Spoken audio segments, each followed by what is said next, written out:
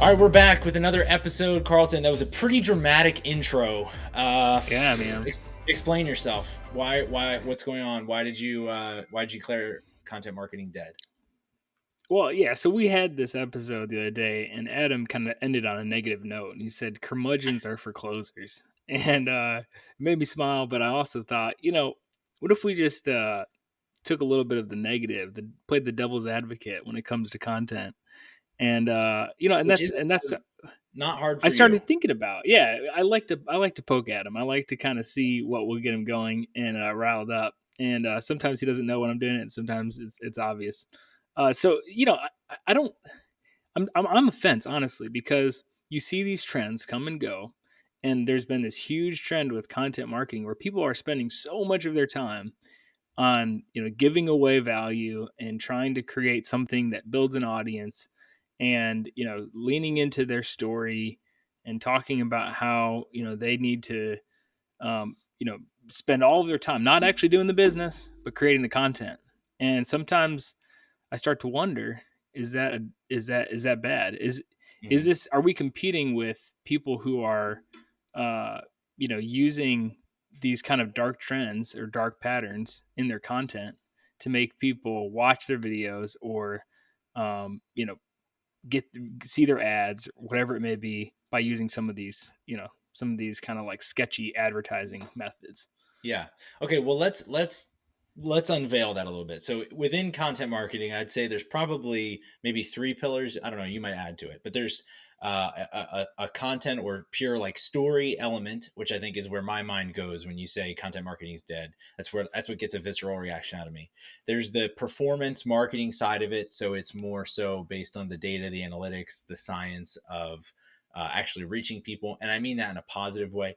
And then there's the third, which is like the dark, what you call them, dark patterns, and that's essentially brain hacking, Yeah. and using things like that to drive addiction and trigger responses, as opposed to being authentic through story. So of the three, you're saying the third one is becoming so overwhelming that it might deem the other two Eclipse. implausible. Is that what you're saying?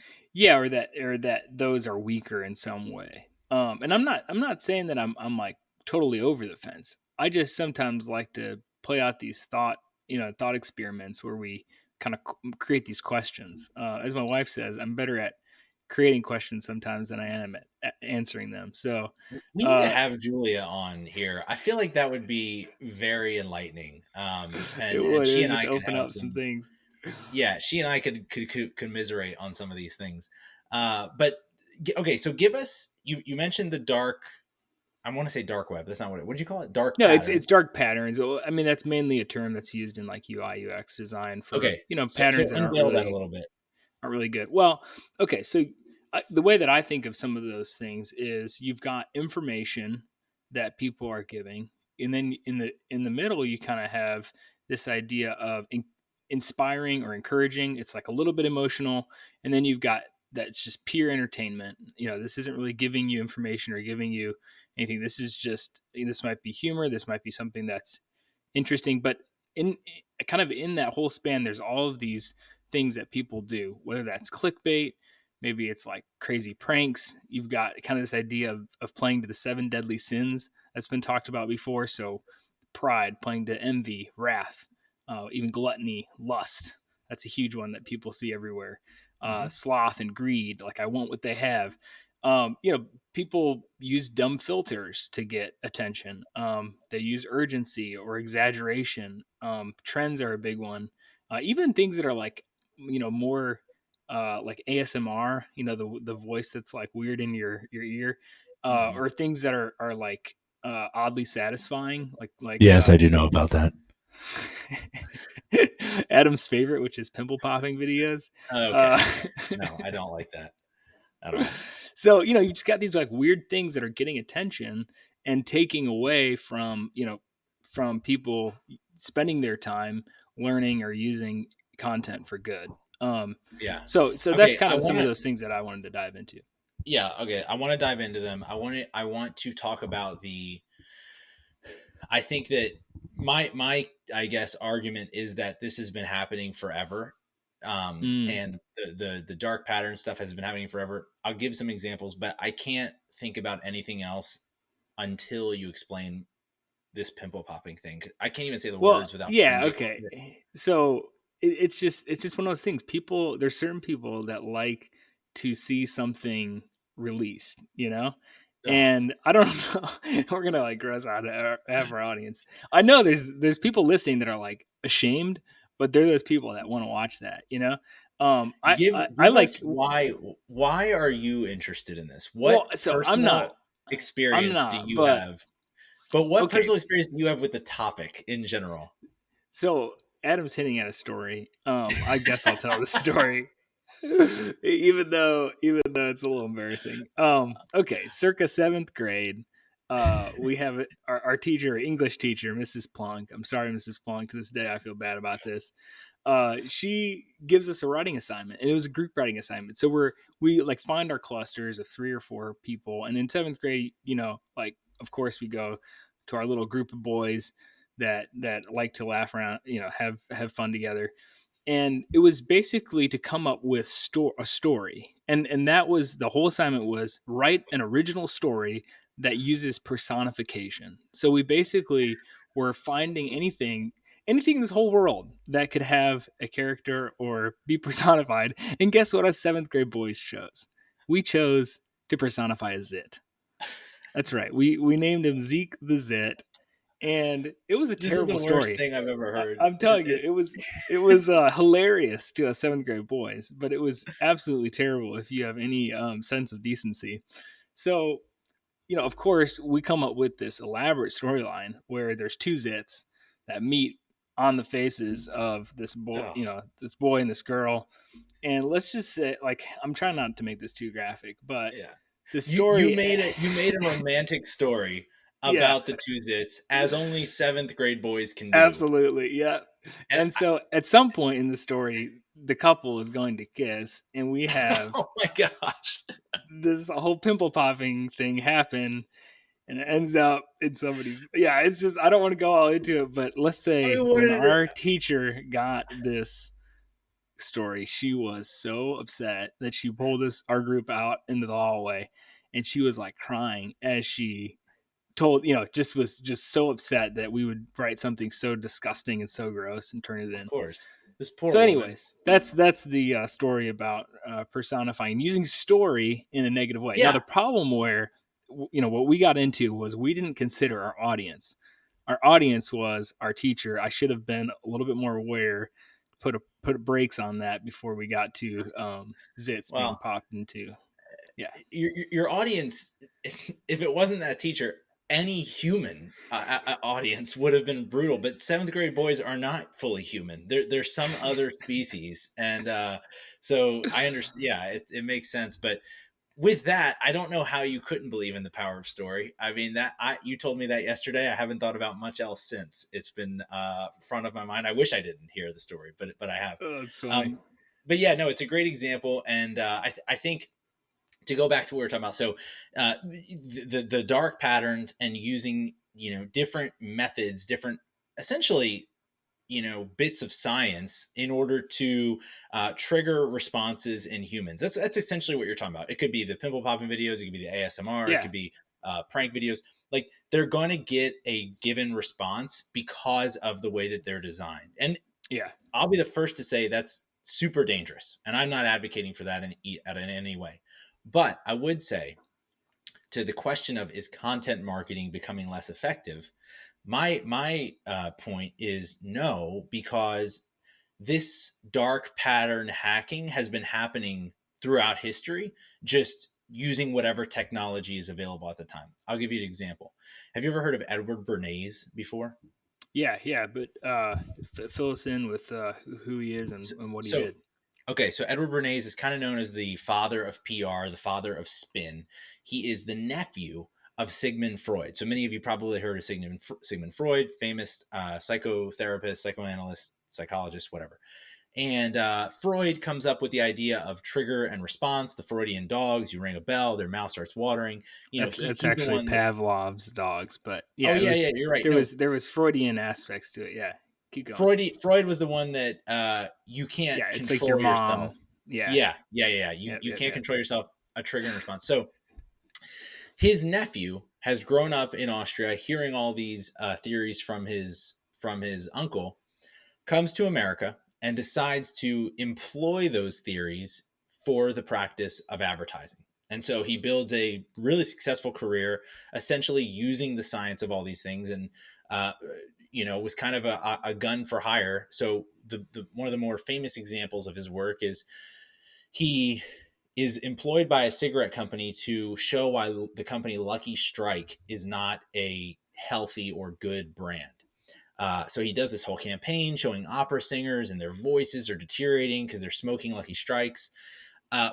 Lucky Strike eventually acquires that company. And so now he's employed by Lucky Strike, and they want him to help make smoking okay for professional women. It was okay for men. It was okay for the Cowboys, and the Marlboro Man, that idea. But when it came to women, it wasn't seen as being okay to do that in public society. So Bernays does this experiment, this campaign in which he takes several of your deadly sins, right? He identifies a bunch of very attractive women who work in the advertising industry. He does some things with, so that would be kind of like tapping into lust a little bit. Some of the other things like pride, ego, etc. He taps into those by approaching them, having them do essentially a walkout. So at that time, people were doing walkouts across the country for bigger issues like racial equality or fair employment, things like this. He got this group of high society women to do a walkout down Madison Avenue for women and women's empowerment.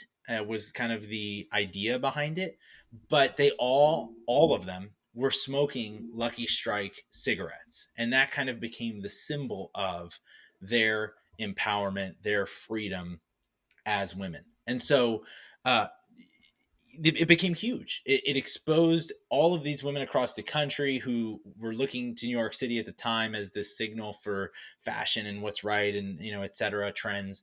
And Lucky Strike becomes a behemoth in the space as a result of it. My point in telling that story is he knew exactly what he was doing from a scientific perspective, given his connections with his uncle. And there's a bunch of other campaigns he did as well, but he just used the technology at the time that was available, which was like newspapers, in order Yeah. to do this. So that negative, I guess, has been happening for a really long time. Yeah, and just a quick copywriting tidbit. The title for that campaign, or one of the titles they used, was they said these cigarettes were torches of freedom. That's Oh, pretty I clever. forgot about that. So, That's right. So good. it's incredible how, yeah, he's using some of these I guess now we can look at it and we can say this is an unsavory tactic Right. because it was used for something that wasn't good for people. And I think that's where we have to go back is we are the ones that are responsible for using story, content, any of these methods for good, right? So Mhm. you've got different ways that these things can be used, and I think at the end, if your client does not benefit, then you're going to end up being viewed historically as someone who was not good, or was not taking care of your customer, taking care of your audience. Okay, but So I think, how would you define good? Because I mean, obviously, yeah, everyone has different. Yes. obviously that's the struggle. This whole good versus evil thing, and kind of No, I putting just mean as moral. it relates to content. Like, what are the elements of good content or quality content that we can sort of measure ourselves to? Not just like pure good and evil, but when it comes to what we're talking about here. Yeah, so well, I think there's a couple pieces to it because even too much of a good thing can be bad, right? And we're seeing that with like the entertainment aspect of content right now is like it's Mhm. okay to put out fun videos. It's okay to entertain your audience. But if that's all you ever do and you don't provide value that's ever helping them make sense of your brand, or help them in a way that's informational, or help them in a way that helps them connect some of the dots for their own use or their own purpose, then I think that's kind of where it starts to get blurry, and that's where things start to fall into that. You're preying on, if you're taking advantage of um, their natural proclivities, then you start to prey on your audience instead of help them. Yeah, I mean, I think there's a lot of tension there though, right? Because the platforms that we used to tell stories on or inform on have essentially all become entertainment platforms. I just Yeah, this morning yeah, read this tweet by Mickey Cloud, who is the executive director of the Sasha Group. He was talking to someone else at their company, but he said, "We just had this conversation in the Sasha Group Slack yesterday," and then he said, "Social media has turned more into social entertainment these days as opposed to social networking." And I think that's 100% true. I also think it changes entirely the strategy for creating if you're trying to build an entertainment platform or you're trying to feed an entertainment platform as opposed to a social networking tool. And I think yeah. that maybe is part of the tension as well. Yeah, and I can play both sides of this to some degree, because you look historically at any technological shift, and there's always been uproar, cultural uproar, whenever that shift has changed, especially with media. So, if you look all the way back at, there was, this is pre-printing press. You've got kind of this oration, and these plays and these poets that are basically using their voice to pass along stories and doing it in such an eloquent way. And then once the printing press is invented, there's people that had concern that the articulate person was going to go away. That we would just Mm. be able to record things down and kind of just copy information. And then there is this whole uproar that, like, information is now too cheap, and you can just spend all day reading all these books, and you not developing the connection that you would if you had a person telling it to you. And then there's people, once printing gets really cheap, and newspapers come along, like, oh, this is too fast, this is too you know quick. So there was an uproar about that, and, like, this is ruining society. And then once, obviously, the silicon chip, or I guess radio would have been next. Once radio comes, people have the same problem with that, even though it's swinging back to that idea of audio and the voice. And then visuals come along, and there's another wave of frustration with society, of saying that this is going to ruin society. So, and then obviously you've got the technological change, and that pace and that speed keeps picking up, and our attention spans get shorter and shorter and shorter, and our media consumption is modified as a result. So I do think there is areas of concern within this, and how we do it in a way that's, like, responsible. But I do think that by and large we tend to get, you know I'm trying to think of an appropriate expression. We tend to get a little bit concerned or a little scared, uh, and sometimes that's for good reason, and sometimes that's just because that's what Yeah, society does when it's technology changed. changes. Yeah, yeah, 100%. But I do think it's interesting to hear you say that all of those fears were not wrong and have come more true over time. Like maybe the printing press isn't what made people's memories less valuable, but like for sure that's true today. Nobody knows anybody's phone number. Nobody knows how to Yeah, get anywhere without technology. So I think it has kind of deteriorated. It's just yeah, changed what we focused on and how we use our brain capacity today. Okay, so the three things, like we said, was pure, content creation, performance marketing, and then the dark patterns. We've kind of talked about the dark patterns a little bit. I would say performance marketing is kind of its own category in the sense that it lives in both worlds. It's using some of the scientific measures that dark patterns expose or take advantage of, but it's reliant still on quality story in order to attract attention. So maybe we could yeah. just spend a few minutes talking about, and we've talked about this before, but what in your mind are the elements to an effective story uh, without taking advantage of the brain patterns and those kinds of things. Yeah, and some would say that story is taking advantage of how we're wired, right? Like, story inherently is how we interpret the world and how we assign meaning to things. And so we do that through seeing a character. That character might be ourselves, that character might be somebody else that we're learning about or we've seen. And that character in their story goes on a journey, and there's some sort of path that they take that leads them to a transformation. And usually we think of a climax being in there. Maybe that climax is more in the middle, or towards the end when something is finally resolved. But that's really, we're designed to see things in a narrative context, and we're designed to see things in a way that assigns meaning through story. So Yeah, we're I think basically those just are taking helpful. that and applying it. But those are helpful if we say if we outline those real quickly. It's character, journey, climax, transformation, some order of those. And I think those are helpful when thinking through, am I doing something that, to your question earlier, is valuable and helpful to my audience, my end customer, or whoever this is going to affect, my student, or is it something that is detrimental? Because if you can identify the character, the audience, whatever, the journey that you're going to take them on, what the climax is, the fact that there is a climax, and I'll talk about why that's important in a second, and the fact that they're transformed, then you can look at it and say, okay, well, what are they transforming to? Am I doing something that's going to better their lives? Am I getting them addicted to a new cigarette, Lucky Strike? And it's easy to go after cigarettes now because those are out of style. But whatever. Is it something where I'm getting them to become addicted to a new social media platform? Is this, listen, curmudgeon guy, this is why I don't have TikTok, right? Because that is to me Lucky Strike. It's the mental Lucky Strike. um so what are you transforming them to?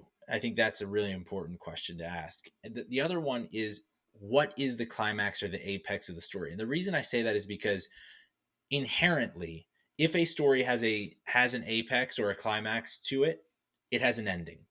And I think that's a really important thing, because it's not then just a cycle or a continual thing that the audience is hooked on and has to continue watching over and over again. For example, to take your pimple popping, interest, to me, that really doesn't have a, it obviously doesn't have a transformative effect necessarily for the positive, but there is just a sequence, a visual sequence, same thing with ASMR, in which I want to just continue to see it more and more and more. There's not a tipping point in which I am now better or worse as a result. I think that's a really dangerous cycle to get into. And as a creator, sometimes it can be easy to, make things, and I'm not saying it's always wrong, that drives people into that cycle, but I think it's something we have to be careful of. Yeah, absolutely. And like you were saying, it's deploying some of these tactics in ways that are balanced with the message and the content of what you're trying to get across. And so, for those, we're trying to bring it down, land the plane a little bit, but for those of you that are doing content marketing and thinking about your topics, it's thinking not just about what will make people view my video. It's thinking about rather what will help people that view my video and what So, will give people the most benefit. so who's doing this effectively? Who's striking this balance, in your opinion, of providing value, telling story effectively, but doing it in a modern way that attracts attention? Yeah, I think like a popular, I guess, and I don't know how many people that in our audience overlap with listening to him, but Shane Parrish, the Knowledge Project. I think he does a pretty good job of balancing, hard hitting content that's really quite interesting. He's got a newsletter that comes out as well that's really good. Um, that's one example from my end. How about you? Do you have an example? Yeah, I'm going to be pretty predictable. I think Ben Wilson, who we've had on this show, and is the creator of How to Take Over the World, I think that is really an ingenious execution. When um, you think about combining that, like, impulse, that Freudian impulse to want to own, to want to dominate, to want to, and the way that he's executed that show, which is, here's how the greatest conquerors in the world did it. It just naturally, it's still a very good story. It still follows all of the elements of story, uh, and there's definitely a transformative effect at the end, whether you're a business builder, a creator, an investor, uh, a teacher, something completely else. But it taps into, a Maslow's hierarchy of need that we may or may not understand we have, but react to, viscerally. And I think that combination is so hard to strike, but when you do it well, it's really powerful. Yeah, and his stories particularly borrow on, um, some figures that we're already familiar with, who we already have an understanding and a knowledge about. But then one is hearing some of the details of those stories and filling in the gaps. That's super interesting, and that kind of keeps our attention. But then also making some applications to where we see how that connects with business and with some of the other things that are like relevant interests. Mm. So that's kind of another takeaway for our audience, I think, is thinking about how is the stories that you're telling, how are the things that you are giving your audience, how do they connect with some of the things that maybe the story is about somebody famous or somebody that you're interviewing. How does that connect with the details of what applies to the things that you're working on as as an audience member? All right, we got to get out of here. Before we do, Carlton, do you have your tweet of the week queued up? Yeah. Ready to So, share? so another person I was thinking about mentioning just a little bit ago was Sahil Bloom. He's got some interesting, uh, another interesting newsletter that I follow, and a follow on Twitter as well. So his tweet that I favorited or that I bookmarked this week was, "Do one hard thing on Monday morning that makes the week easier." Hmm. So he listed out a few for him: 30 minutes of reading and writing, or 5 minutes of cold exposure, which is a little bit of a interesting method there. Mhm. 30-minute workout, eat a nutritional dense breakfast, complete a task that you've been dreading, build momentum and carry it on to the week. So I thought that was an interesting tweet. A lot of people know that, but actually doing it is the hard part. What did you actually do it? Well, so for me, you know how much I hate working out, right? That's that's one of those things that I'm like a social exerciser. When Yep. other people want to exercise, I like to socially do it with them. So that was the one that I picked. Okay, so did you do it? No. I read this on Tuesday. I Oh, read this okay. yesterday. And it only applies to Mondays, so we're safe. Yeah. We got a few No, Mondays. no. He tweeted on Monday, and then I read it on Tuesday. Got it. Got it. So it's too Okay, late. I just had to wait till next Monday. we're checking in next Monday. Okay. Cool. Mine comes from Matt Ragland at Matt A. Oh no, at Matt Ragland, and Matt's actually coming on the show in about 2 weeks, 2 or 3 weeks. So excited to have him for that. But he tweeted yesterday. I have at least $1 million worth of templates, sales pages, email scripts, and product designs on my Google Drive. Excited to implement, launch, and share them. But for what it's worth, you, whoever you are, probably have at least six figures of the same. Start sharing. Thought that was really interesting. So he's talking about there like the byproducts of his other work. He's a creator, YouTuber, course creator. Used to work at ConvertKit for many years and led content there. And so he has all of these templates, all of these systems, all these things that he's used to help drive productivity or to make content over the years. And he's saying those byproducts themselves have inherent value if wrapped correctly. And so that just got me thinking because we have specifically your work, Carlton. We have so much of that within our company and so much of that within my personal, just thought catalog that you don't really think of, and you don't have to monetize everything, but it has value. And I thought that was an interesting thought exercise to go through. Yeah, it's a great place to start when you're looking for content. Cool. Well, hopefully you haven't given up entirely on content marketing. Hopefully we can continue this show. Otherwise, I might be looking for another co-host. This might just be you wriggling Yeah, out of that's doing this, but that's where if you enjoyed this, if you like the more psychological and I guess it gets philosophical too a little approach bit. to our episodes, let us know, because that was definitely a deep dive into something we weren't initially anticipating when we were planning this episode. Your boy minored in psychology, so There you might go. have to. I don't know the difference between Freud and Pavlov, I but was gonna call you out on that, but I do have a minor in psychology. So, oh, it's funny. all right, we'll see you guys next week. Yeah, see you. Bye.